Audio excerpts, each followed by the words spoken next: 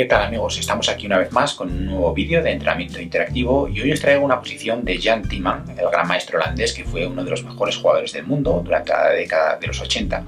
La posición me parece muy interesante, bastante instructiva, pero más que esta posición en concreto y el cálculo de la misma, me interesaría comentar algunos aspectos generales del cálculo de variantes, sobre todo de cómo abordamos el cálculo de la posición y al menos comentar los aspectos más básicos de esta parte del juego para que aquellos que estéis empezando podáis tener algunas directrices sobre cómo resolver problemas de táctica. Así que vamos allá con este nuevo entrenamiento interactivo.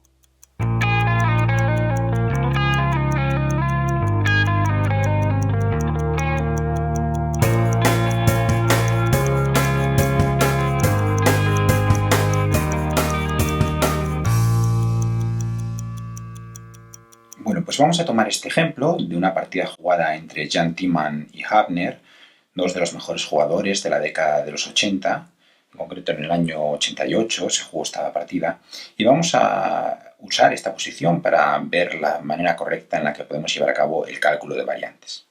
En esta posición juegan las blancas, y lo primero que siempre os recomiendo cuando tenemos una posición que no es de una de nuestras partidas es que echemos rápidamente una ojeada al material, no sea que vayamos a comenzar a pensar variantes y nos olvidemos de ver que alguien tiene un peón de más o incluso mayor ventaja material.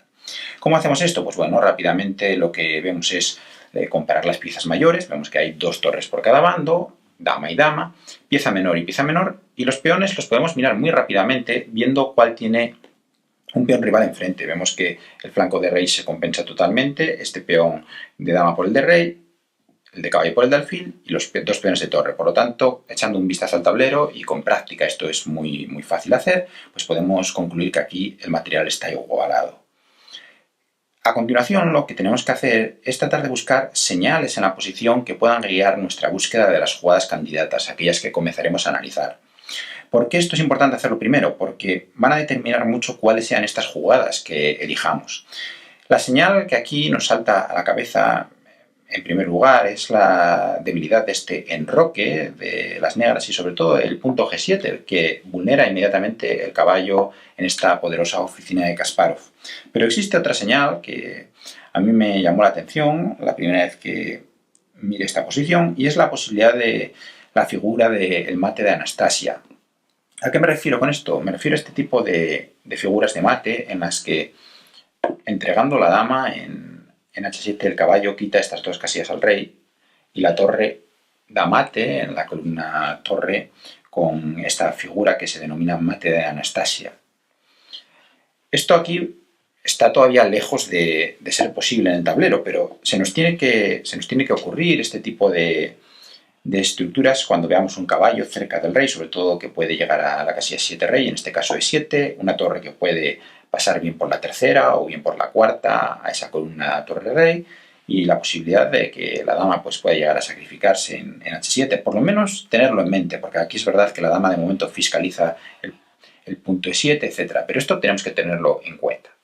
Y otra cosa que llama la atención aquí es quizás la posición un tanto expuesta de la dama de las negras, que puede ser atacada por una pieza de menor valor como es la torre. Esto es otra cosa que también siempre hay que tener en cuenta. ¿Por dónde empezar entonces una vez que tenemos estas señales claras? Pues en primer lugar tenemos que tener en cuenta que suele ser mejor comenzar por aquellas jugadas que son más forzadas, esto es, aquellas jugadas que restringen las posibles respuestas del rival. Por ejemplo, imaginaos, si a mí aquí se me ocurre pensar en primer lugar una jugada que meta en juego la torre, como por ejemplo pues, doblar torres, vamos a poner algo, pues aquí tendría que pensar muchas jugadas, porque mi rival pues, puede comerme el peón, puede comerme el caballo, puede hacer cualquier jugada con el alfil, prácticamente cualquier jugada que exista en el tablero. No estoy obligándole a nada, entonces pues tengo que pensar muchas posibles respuestas. En cambio, si hago otra jugada, como por ejemplo dama G5, ya no tengo que pensar tantas respuestas de mi rival, porque le estoy amenazando mate. Es una amenaza muy fuerte y por lo tanto mi rival ya tiene muy restringidas sus posibilidades. Tiene que lidiar con esa amenaza y una de dos. O me captura el caballo, que es la pieza que apoya la entrada de la dama, o bien se defiende con la jugada G6. Por lo tanto, vemos que una jugada como dama G5, que amenaza mate, fuerza mucho más que otra jugada como mover la torre o una jugada de desarrollo. Otras jugadas que suelen forzar mucho son los jaques. Jaque en H6 o en E7, porque vemos que el jaque o bien nos capturan la pieza que da jaque, o bien se mueve el rey, o en caso de que fuese un jaque con una pieza que no sea el caballo, se podría interponer también, tercera posibilidad, una pieza entre el rey y la pieza que da jaque. Aquí, por ejemplo, bueno, vemos que inmediatamente el jaque este no vale para nada porque nos come el caballo, pero bueno, es una jugada que hay que calcular, hay que acostumbrarse a calcular este tipo de jugadas y ver por si acaso si valen o no, porque son muy forzadas y total, el esfuerzo no es muy grande. Vemos que caballo 7 simplemente, vale, nos lo come, ya está, pero no hemos gastado mucha energía en calcular esta variante. Lo mismo con caballo H6. Vemos que también es una jugada muy forzada, porque o bien mueve el rey o bien nos come el caballo. Y tampoco tenemos que gastar mucha energía en calcular estas jugadas porque solamente hay dos posibilidades. Aquí, en este caso, si nos come el caballo, si bien hemos creado una debilidad en la columna caballo-rey que ahora se ha abierto y podríamos pensar en pasar la torre por la tercera o por la cuarta, parece que no es suficiente porque aunque, por ejemplo, comamos el peón, ahora soñar con pasar la torre pues parece que es un poco lento porque las negras podrían bloquear con el alfil, o si nos ponemos a pasar la torre inmediatamente con esta jugada, pues parece que el negro tiene alguna que otra posibilidad de defenderse, ¿no? Podría incluso pensar en hacer una jugada como F5 para evitar la entrada de la dama en F6 y después de una jugada como torre G3, podría hacer rey H6 y a dama por H6 amenazando mate, cubrirse con la dama en E7. Existen bastantes posibilidades y esto parece que es un poco lento. Por lo tanto, tenemos que buscar algo que sea más efectivo. Pero prácticamente, si hemos descartado rápidamente, y ya vemos que lo hemos hecho sin mucho esfuerzo, estas primeras jugadas, la siguiente jugada que deberíamos pensar por vamos a decir, el ranking de fuerza de estas jugadas, por lo forzadas que son, viene a ser la correcta. Por eso, antes de revelar el problema, pues me gustaría que trataseis de pensar por vosotros mismos esta posición y juegan las blancas y ganan.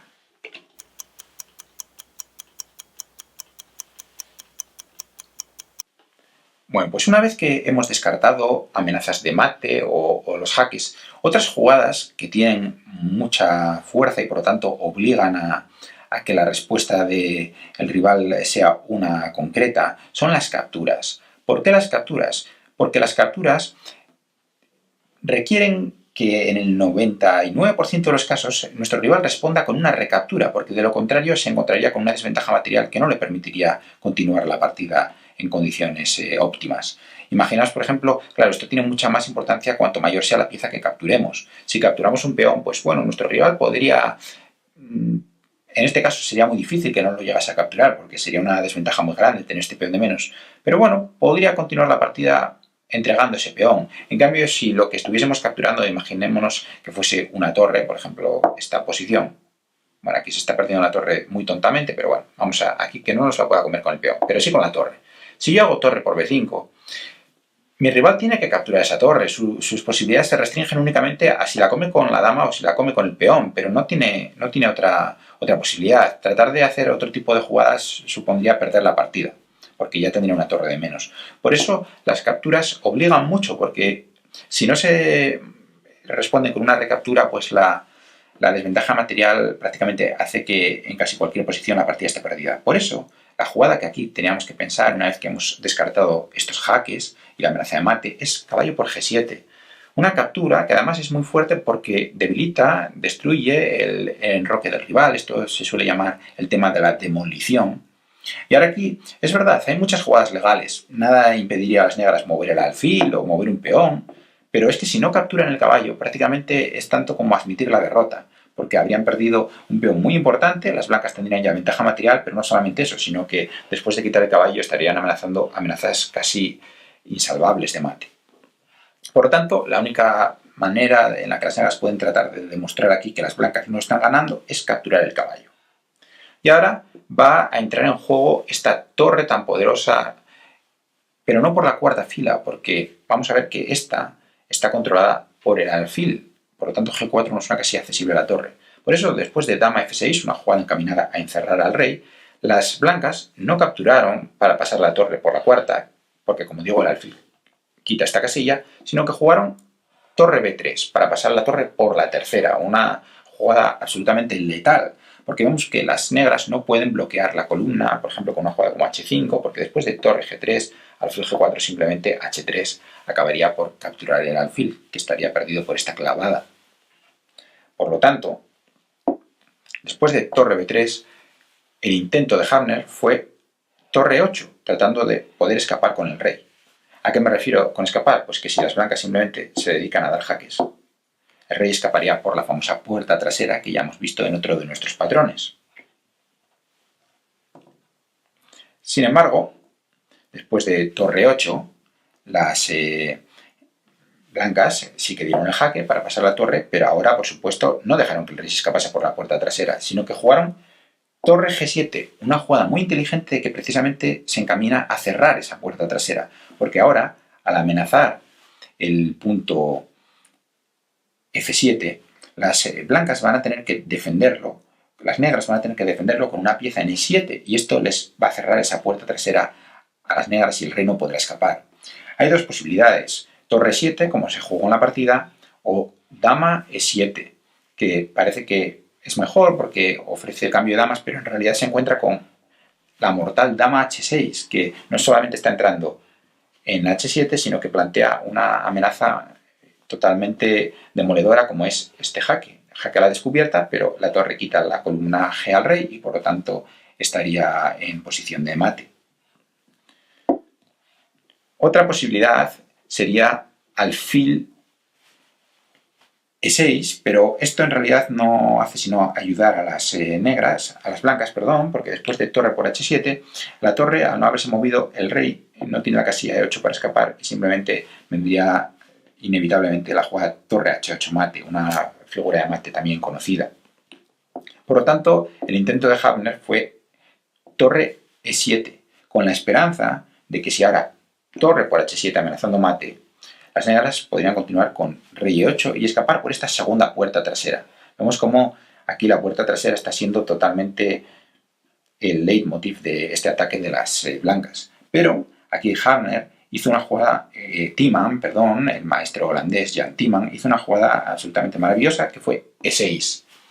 Con esta jugada está amenazando entrar en F7 y las negras no tienen forma óptima de responder a esta jugada porque el peón está clavado, por lo que no se podría capturar con el peón. La torre tampoco puede en realidad capturar porque recibiría mate, la torre está atada a la defensa de F7 y la única posibilidad sería alfil por E6, capturar con el alfil el peón, pero entonces la torre queda totalmente desprotegida después de torre por H7, porque ahora, aunque las negras se escapasen, torre H8, rey D7, perderían la torre de A8, con lo que la partida estaría totalmente perdida. La partida acabó rápidamente después de la jugada